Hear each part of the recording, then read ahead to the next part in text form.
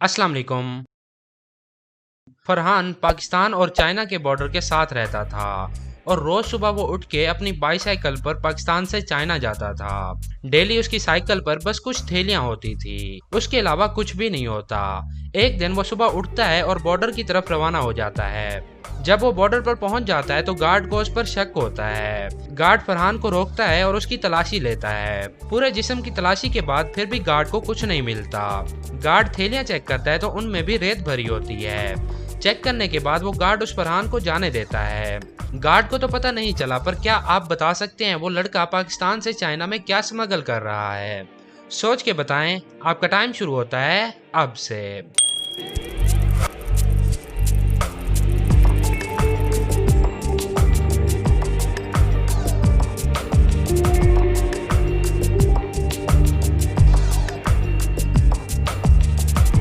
तो क्या जवाब है आपका?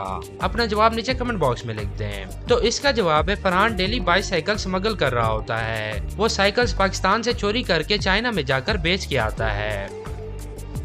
नंबर 2, एक 12 सीट वाली बस होती है और उसमें 10 पैसेंजर आके बैठते हैं और एक ड्राइवर होता है, यानी टोटल हो गए 11 लोग। तो बस जा रही होती है और आगे रास्ते में एक आदमी बस को रोकता है और ड्राइवर से पूछता है कि बस में कितने लोग हैं।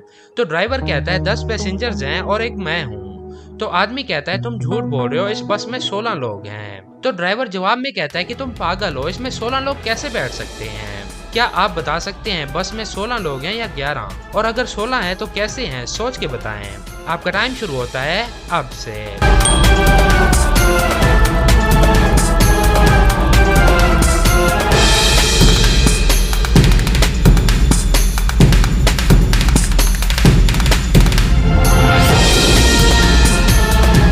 तो क्या जवाब है आपका? अपना जवाब नीचे कमेंट बॉक्स में लिख दें। वो आदमी ड्राइवर के साथ बस के अंदर जाता है और बस में 5 औरतें होती हैं जो कि प्रेग्नेंट होती हैं। तो उनके टोटल 5 बच्चे और 10 पैसेंजर्स और एक ड्राइवर, तो टोटल 16 हुए।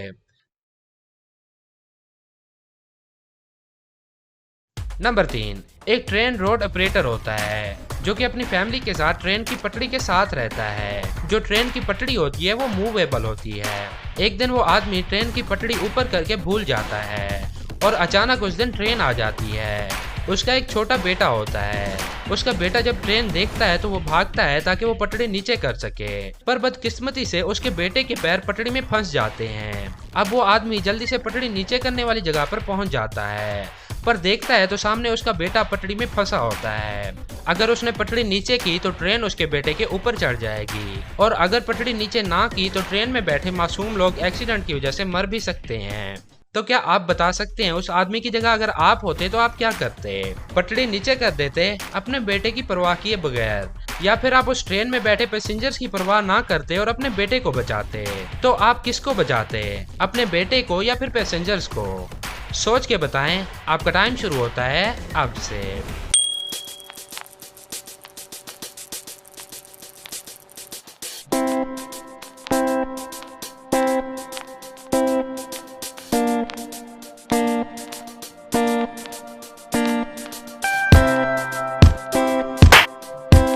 तो उस आदमी ने अपने बेटे की परवाह बिल्कुल नहीं की। वैसे अगर आप होते तो क्या करते? नीचे कमेंट करके जरूर बताएं। नंबर 4, आप एक जंगल में से गुजर रहे हैं और अचानक आपके सामने एक भूखा शेर आ जाता है। आपके पास 2 ऑप्शंस हैं। एक तो शेर की आंखों में आंखें डाल के डट के खड़े हो जाओ और खुद को बड़ा दिखाने की कोशिश करो, या फिर वहां से मुंह मोड़ के फौरन जोर से भाग जाओ और अपनी जान बचाओ। तो आप क्या करोगे? भागोगे या फिर आंखों में आंखें डाल के खड़े हो जाओगे? सोच के बताओ। आपका टाइम शुरू होता है अब से।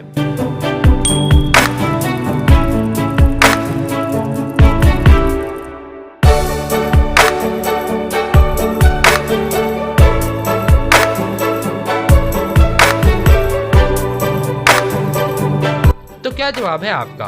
अपना जवाब नीचे कमेंट बॉक्स में लिख दें। आप अगर भागोगे तो शेर आपको यकीनन पकड़ लेगा, पर अगर आप सामने खड़े हो जाएं तो शायद आप बच जाएं। नंबर 5, आप एक जंगल में से गुजर रहे हो और अचानक से आपके आगे एक सांप आ जाए तो आप क्या करेंगे? ए, मैं सांप के सामने उसकी आंखों में आंखें डाल के खड़ा हो जाऊंगा। बी, मैं वहां से फौरन भाग जाऊंगा। इनमें से कोई एक चुन लें। आपका टाइम शुरू होता है अब से।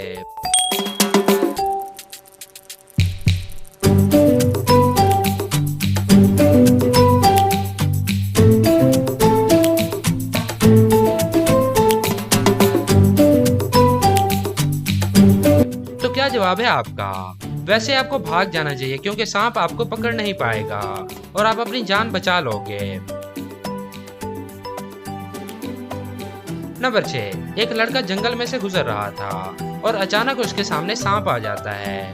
वो भागने के लिए पीछे मुड़ता है तो देखता है पीछे एक भालू आ जाता है। तो क्या आप बता सकते हैं लड़का अपनी जान कैसे बचाएगा? सोच लें, आपका टाइम शुरू होता है अब से।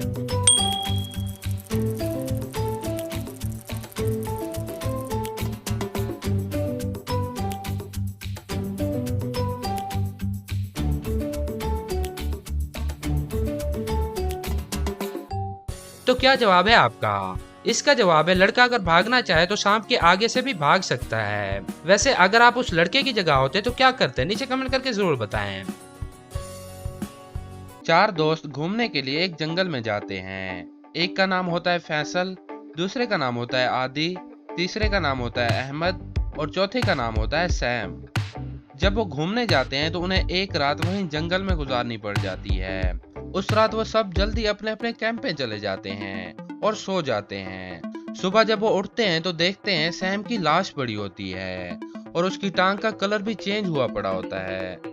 सैम की लाश देखने के बाद वो पुलिस को कॉल करते हैं।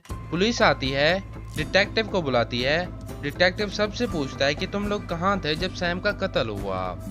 तो फैसल कहता है, वैसे तो सैम बहुत बुरा लड़का था पर मुझे बहुत अफसोस है उसकी मौत का और मैं तो जल्दी सो गया था। आदि कहता है, सैम मेरा सबसे अच्छा दोस्त था, मुझे बहुत दुख हुआ उसकी मौत का और मैं भी अपने कैंप में सो रहा था, मैंने भी कोई आवाज नहीं सुनी। अहमद कहता है, सैम बहुत ही बुरा लड़का था, सबसे झगड़ता था और मेरा तो बहुत बड़ा दुश्मन था, पर उसकी जान लेने का मैं कभी नहीं सोच सकता। मैं भी अपने कैंप में था और मैं बहुत जल्दी सो गया था, हो सकता है उसे किसी सांप ने या फिर किसी जानवर ने काटा हो। तो क्या आप बता सकते हैं सैम को किसी जानवर ने काटा है या किसी ने कत्ल किया है? अगर कत्ल किया है तो क्या आप बता सकते हैं इनमें से कातिल कौन है? सोच लें, आपका टाइम शुरू होता है अब से।